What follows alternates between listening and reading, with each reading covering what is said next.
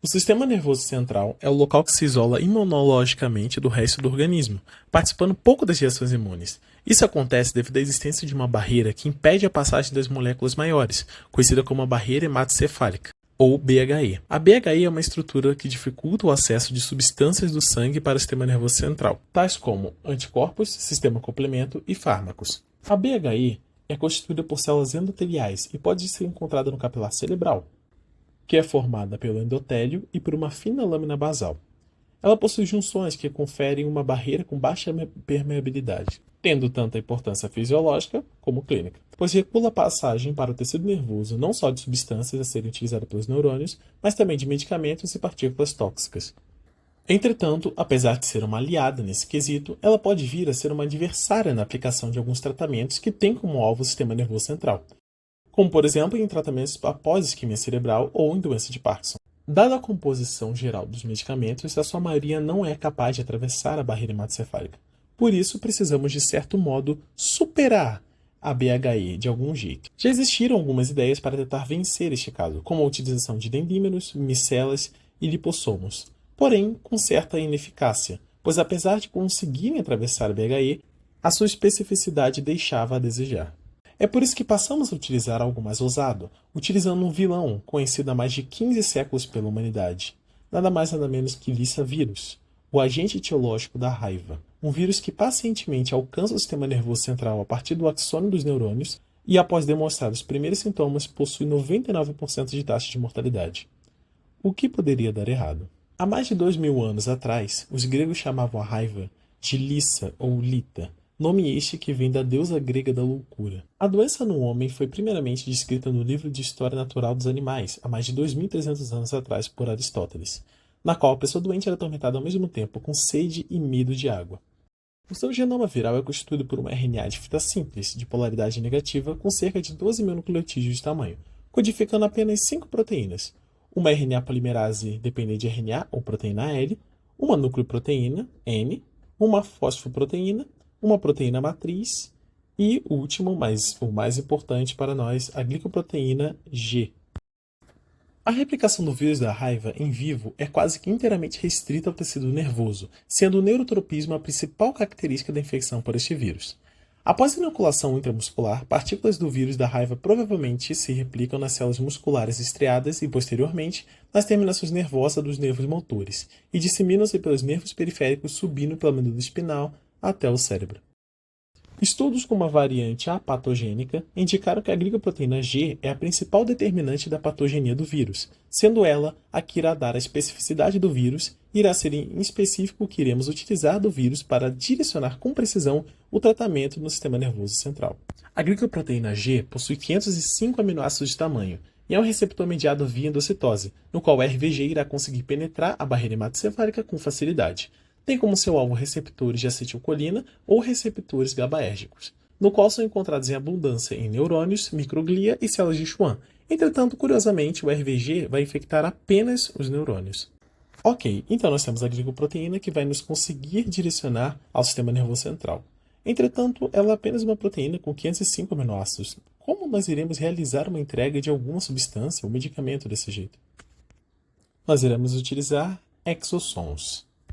Exossomos são pequenas vesículas extracelulares que podem ser usadas como nanocarreadores naturais.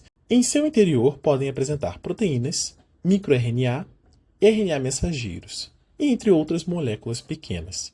Essas pequenas vesículas têm cerca de 150 nanômetros de tamanho e podem carregar toda a sinalização necessária para mudar o comportamento de uma célula-alvo. Elas também fornecem grande eficiência em entregar medicamentos terapêuticos.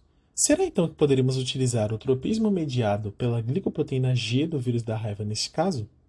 Bom, a resposta curta é sim, a partir da incorporação da glicoproteína do vírus da raiva em sua superfície. Mas como vamos conseguir fazer isso? Bom, pesquisadores já realizaram este feito utilizando um primer que utiliza um plasmídio recombinante que expressa RVG, o nosso gene de interesse, seguido pela infecção de células REC 293T. Essas células, por sua vez, vão produzir exossomos, que vão carregar as proteínas RVG na sua membrana. São passados, então, por uma etapa de centrifugação e ultracentrifugação para coletar o precipitado no qual foi separado os exossomos contendo a glicoproteína RVG. Então, posteriormente, uma incubação é realizada para carregar o exossomo com o composto de escolha terapêutica. No estudo mais recente, foi incorporado o canabidiol, dentro desses exossomos modificados com o intuito de tratar pacientes utilizando este composto ativo no sistema nervoso central. Porém, a aplicação vale para muitas outras moléculas, como o RNA mensageiro, microRNA e muitas outras. Este exossomo modificado foi então chamado de sistema RVG-EXO. O sistema RVG-EXO aprimora a entrega cerebral e a eficácia de tratamentos de distúrbios neurológicos e de outras condições clínicas. Essa foi a tese defendida e comprovada de Ungri Lee e alguns colaboradores, no qual, após 24 horas de exposição ao RVG-EXOS, camundongos demonstraram uma alta concentração no sistema nervoso central e no fígado, devido ao metabolismo. Esse estudo demonstrou uma eficácia muito maior no tratamento de patologias neurais com o uso deste veículo de entrega. Entretanto, estudos em camundongos nem sempre refletem com precisão as respostas imunológicas humanas. Os organoides tonsiliares, por serem derivados de tecido humano, são uma alternativa para verificar resultados observados em animais, como os efeitos anti-inflamatórios do RVG-EXO. Como, por exemplo, em um estudo, Wogger e colaboradores conseguiram, a partir de um processo utilizando transmembranas e criogenia, criar um organoide de tonsila perfeito e avaliar a sua resposta em reação à adição da vacina da influenza. Assim, um paralelo desse estudo poderia ser utilizado a fim de avaliar as respostas do uso do RVG-EXO. Ferramenta essa útil para complementar os estudos com o RVG-EXO, fornecendo um ambiente controlado para avaliar a imunogenicidade, segurança e possíveis aplicações terapêuticas. Eles poderiam ajudar a entender melhor a interação do sistema de entrega com o sistema imunológico humano e aprimorar o desenvolvimento no tratamento. Agora, para facilitar a compreensão desse tema, vamos apresentar uma história envolvente. Ela fala sobre um doutor que cria uma invenção maligna, mas enfrenta algumas reviravoltas ao longo do caminho. Acompanhem e descubram como essa trama se desenrola. A criação do Infectinator e o mistério de Mauro. Uma empresa do malvado do Vent-Me. O Dr. Hevin Smith, ou mais conhecido como Dr. Durfin Smith, estava determinado a criar uma nova invenção verdadeiramente maligna. Which is why I created the Age Accelerator! Inator! Ele apresentou ao mundo o Infectinator, um dispositivo capaz de espalhar morcegos infectados com o vírus da raiva que vão em direção ao sistema nervoso central.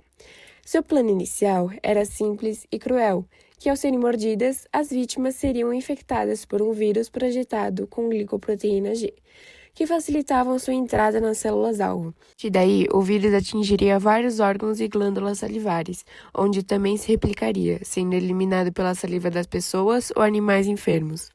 Tudo parecia perfeito para o plano maligno, mas algo inesperado aconteceu. Well, that didn't work. O vizinho de Hevin Smith, o Sr. Mauro, um homem com histórico de doenças neurológicas, foi atingido pelo Infectinator. Contudo, ao invés dos sintomas esperados, Mauro apresentou uma melhora significativa em seu estado clínico.